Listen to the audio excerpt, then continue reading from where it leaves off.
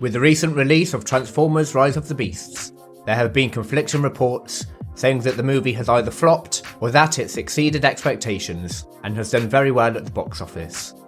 So let's take a look at all 8 Transformers films and rank them based on their box office returns, and find out how Rise of the Beast compares and whether it is in fact a flop. Without any further ado, let's begin. Number 8. In last place is the cult classic and rather poorly titled The Transformers, the movie. Transformers, the movie. The Transformers, the movie was released in 1986 to a limited number of cinemas in the US and was later made available in the UK and Japan. It followed on from the Transformers TV series and is set on Cybertron, as Optimus battles Megatron and later Unicron. The Transformers, the movie, has a box office return of 16 million in today's money, which was just under 6 million on its release in 1986. Number 7. Transformers Rise of the Beasts. This is about the fate of all living things. Despite middling critic reviews and good to great audience reviews, Rise of the Beasts looks set to return a poor box office result. It's a sequel to 2017's Bumblebee, which was a soft reboot to the Transformers cinematic universe. Currently with a box office of $275 million, Rise of the Beasts is predicted to have a final box office of $400 to $500 million. The simplified rule is that for a film to make a profit, it needs to double its production budget. And with a production budget of $195 million, Rise of the Beasts looks like it will probably squeeze a profit, but it certainly isn't the financial success that Paramount hoped for.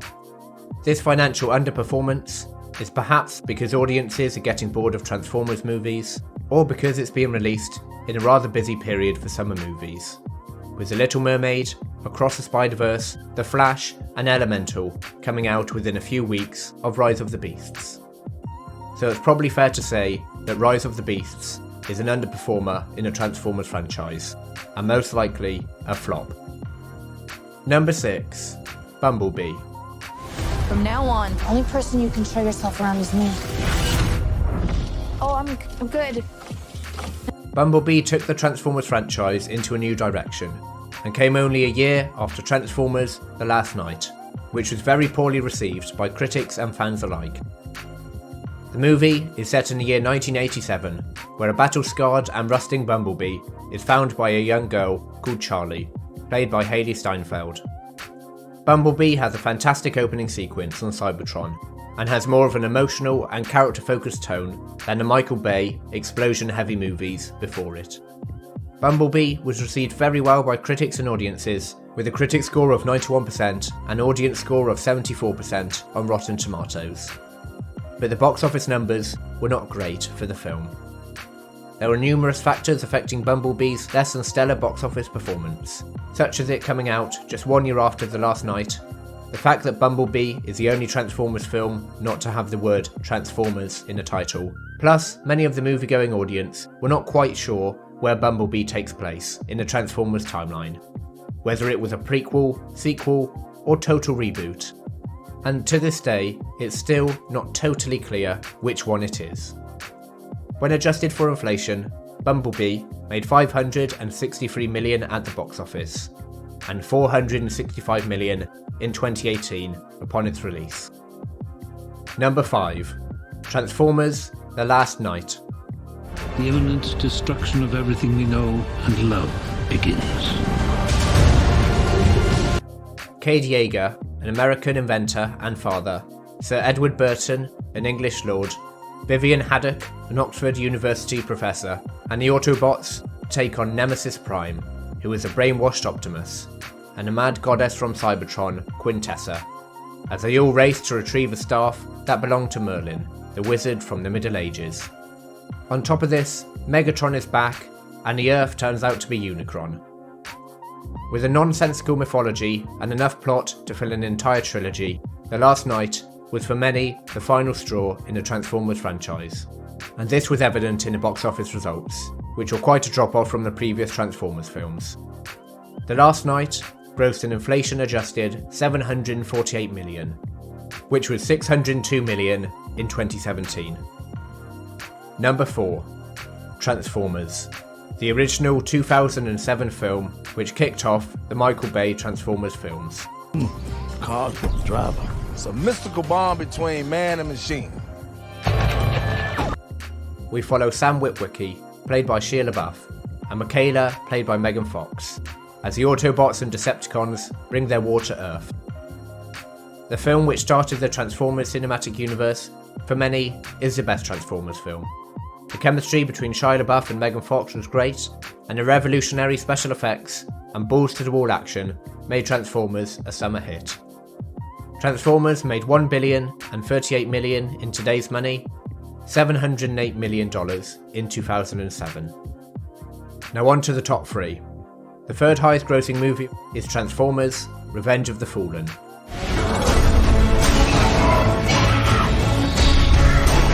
This is the one where Megatron comes back to life and the Autobots head to Egypt to take on the ancient Decepticon, the Fallen. Revenge of the Fallen dials everything good and bad from Transformers up to 100, with more mass-scale action scenes, more blowing up buildings, and more dialogue that makes the Star Wars prequels look like Shakespeare. Revenge of the Fallen established the now quintessential Optimus Prime storyline, with Optimus being defeated, then upgrading himself, and finishing off the antagonist in an epic showdown. Revenge of the Fallen grossed an inflation-adjusted $1.185 billion, $836 million in 2009. And in the number 2 spot, we have Age of Extinction.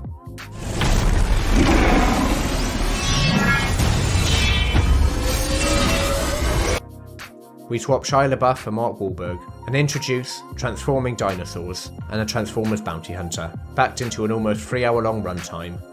Transformers Age of Extinction asks the question, what looks cool, and then does it at least 20 times, without considering frivolous aspects such as character development, plot, or even logic. Mayhem is on full show with all its positives and negatives in Age of Extinction, with around 2 hours of explosions and fighting, mixed in with a sporadic break where the characters talk and then get interrupted by the next action set piece. Age of Extinction takes place 5 years after the events of the previous film, and we follow Lockdown as he hunts down Autobots with the help of the secret government agency, whilst the multinational conglomerate KSI use Transformium to create futuristic technology, and end up creating Galvatron, aka Megatron.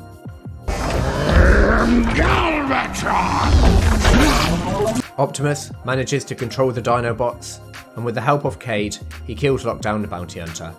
And once again, Optimus and co. save the Earth from a world-ending device. Age of Extinction made over $1.1 billion in 2014, which equates to $1,418 million in today's money. And now, number 1. The highest grossing Transformers movie of all time is Transformers: Dark of the Moon. You lied to us. You've made a grave mistake. Dark of the Moon is Shia LaBeouf's final Transformers film, and he appears in one more movie than his co-star Megan Fox, who in Dark of the Moon is replaced as Sam's girlfriend by Rosie Huntington Whiteley. In 1960, an invention capable of ending the war between the Autobots and Decepticons crash lands on the dark side of the moon. And when the Autobots recover this device, they find Sentinel Prime, who was the leader of the Autobots before Optimus. Once revived, Sentinel reveals that he switched to the Decepticon side years ago and joins forces with Megatron, and they use the pillars that the Autobots recovered from the moon to transport Cybertron to Earth. Sentinel also transports hundreds of Decepticon ships to Chicago, whilst the pillars draw Cybertron ever closer. At the end of the film, Megatron betrays Sentinel Prime, just as he is about to kill Optimus, and then Optimus kills both Megatron and Sentinel, whilst Bumblebee destroys the pillars, causing Cybertron to implode. Dark of the Moon made $1.123 billion at the box office in 2011, which is $1,519 million when adjusted for inflation.